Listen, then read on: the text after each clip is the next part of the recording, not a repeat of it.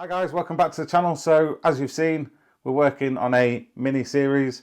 Sam's been beavering away, working really hard, and we'll hopefully get these videos out to you over the next few weeks, and hopefully they'll help anyway. So over to you, Sam.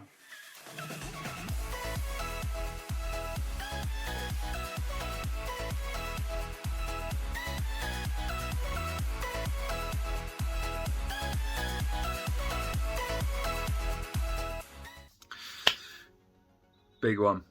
So this is like the official welcome to the next I suppose like a little mini series for the channel.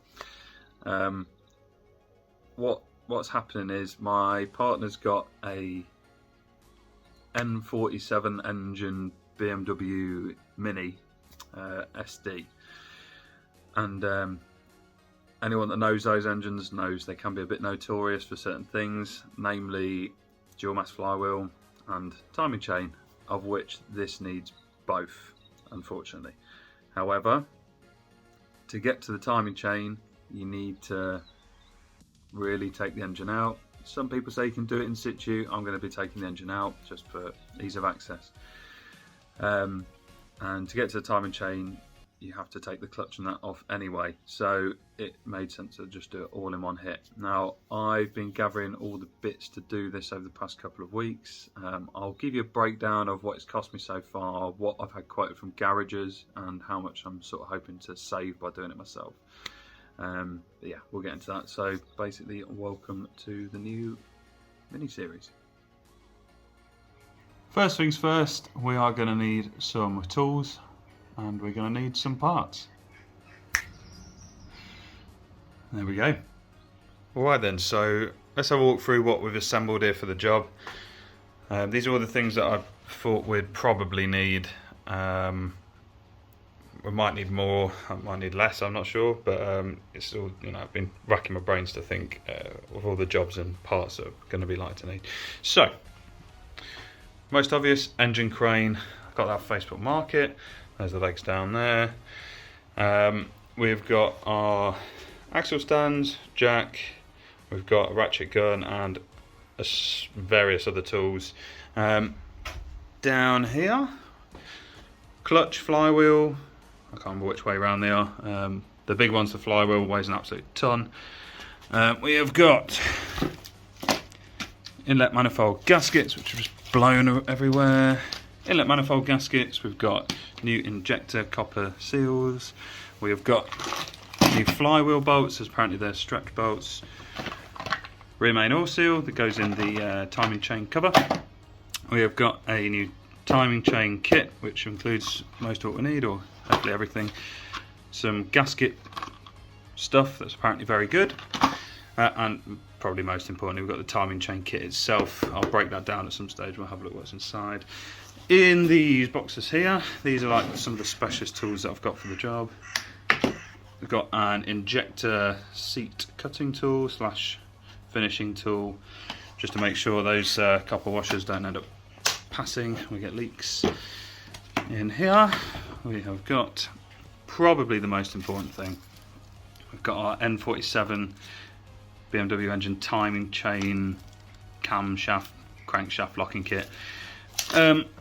It looks pretty good quality actually. It was only an eBay job. Hopefully it'll be all right and precise enough. I'm sure it will. They sell thousands of these things. It'll be fine. In here we have got an injector pulling kit, just like a little slide hammer with various attachments and stuff, just in case we have some stubborn injectors, which I'm sure we will. And over here we've got various tools, Halford's tools, absolute quality.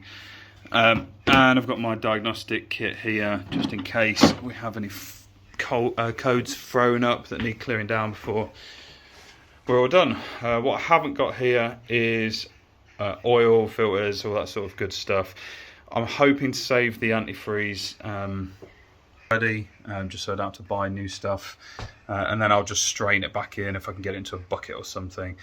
But yeah, that's most of what we've got. I'll give you a breakdown of what it's all cost, etc., and the savings over doing it yourself, overtaking it to a garage, sorry. And yeah, I don't know how many episodes it's going to be, probably 4 or 5 maybe, one to get the engine out. We'll see, but yeah, let's crack on. So just made a starter. What I'm going to try and do is leave the bonnet on. It opens pretty wide anyway, so I don't think I'm going to need to take it off. The reason being the British autumn time. It could rain at any second, and I really don't want to be getting electrics and stuff wet under there.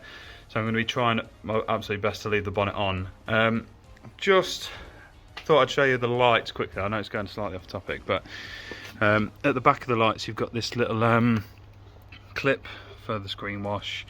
You just push that little clip up there to take it off, and you've got one plug on the back. Now they've got these weird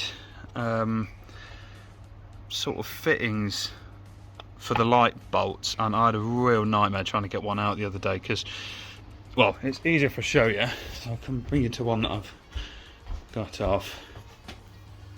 Now these just sort of like, not that one, these sit inside like a plastic housing, and the plastic spins in, the metal spins inside the plastic, and you can't take them out. So I thought I was going to have to cut it off at one stage when I was taking this out before to do an engine mount. However, this might save someone a lot of time and agony. If you look here, so here's one that's in one piece which I've greased up. You see there's like a metal insert inside the plastic that ends up spinning, and it's a nightmare to get out. You can actually release this whole thing by this little Allen key here, and it sort of slides out. Now I couldn't see that with the light sitting here, so it took me about an hour to figure it out, but now I can see it. It all looks so simple. The first rainstorm of many, I should imagine. You see why I wanted to keep the bonnet on. You could argue, why didn't I wait till the weather was better? However, anyone that's been living in the UK this year, yeah, you'll know we've not really had any proper good weather. Anyway, this is where I'm at now. I've just got the wheel arch lining out and this side trim. And around the other side, just about to do the same round here.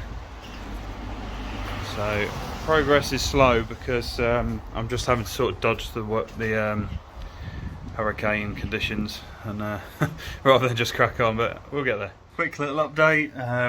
The weather's sort of cleared up to a point, so I've been cracking on making some hay whilst the sun's shining, getting a nice little pile of bits now. Trying to keep everything in order, put nuts and bolts back where they've come from, etc., because there's a lot coming off this car. Not really struggling with anything too much. I'm going to pull this crash bar off next, this one here. You just got the screen wash line running in behind it with some little clips on it, and then instead of breaking the crash bar here, I'm going to take these bolts out down here and slide the whole thing off, because I've just sort of tried to undo a couple of these and yeah, no chance, they're just going to snap or something. So yeah, we carry on. Oh, and also I've just noticed something else I'm going to have to buy. So I don't know if you can see, but this pulley at the bottom, it's all delaminating, so that's going to have to be done really whilst I've got access to it all, but we can do that when I've got the engine on the stand. So all good. Rainstorm number 3.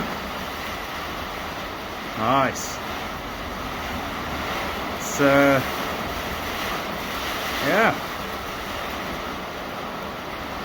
1 minute it's sunny and warm, next minute typhoon season.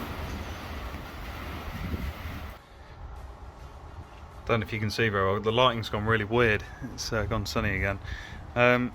That's all the rad pack off now. A little bit of a fight. Some of the clips are a bit weird, to be honest, but yeah, got most of it off. Rad pack's down there with all the crash bars still attached.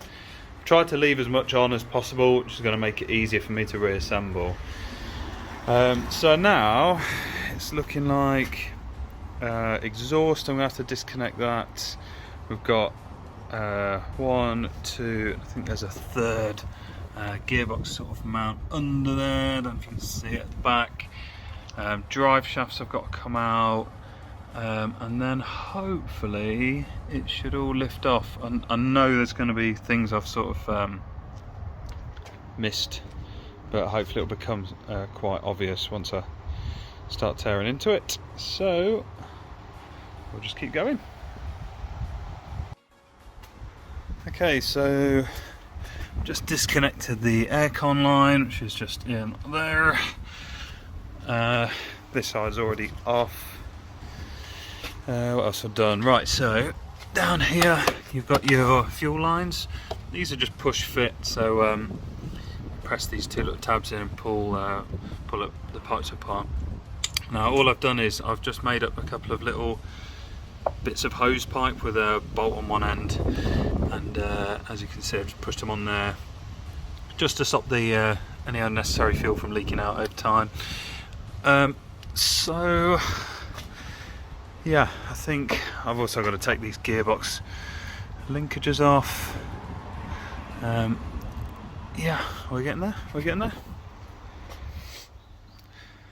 Alright, last update for the day probably. I'm going to have to stop, but just disconnected the gear linkages just here. They were a real nightmare to get off.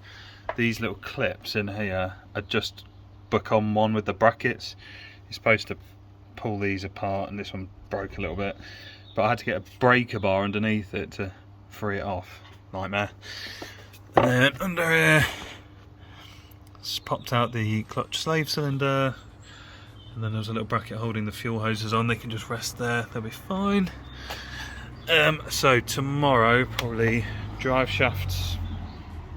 I've just disconnected a clamp under here for the exhaust.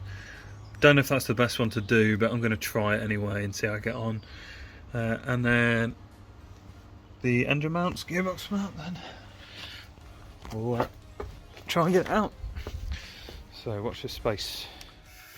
So I think that'll be the end of what is essentially episode 1 of the mini engine overhaul timing chain clutch series. I hope you've sort of followed what I've been doing so far. I've been sort of ducking in and out, avoiding the weather, trying to film as I'm going along. I don't think you want to see every little nut and bolt I take off at this stage. I'm going to save like the more in-depth stuff for when I actually start working on the engine in the garage, but I'm just keeping pace with how far I'm getting on at this stage. So hopefully it's been interesting. Let me know if you would have done it differently. I'm sure there's many different ways to do it, right and wrong ways. This is how I've done it, and it's stuff like the rad pack. I decided to keep it attached to the crash bar because it all came off as a one. Why would I want to detach it unnecessarily? That sort of stuff. But lots of ways to skin a cat, I suppose. But yeah, I'll see you for the next episode, and we'll hopefully get the engine out. That's what I want to see, which will be tomorrow, but probably next episode for you guys. All right. Cheers.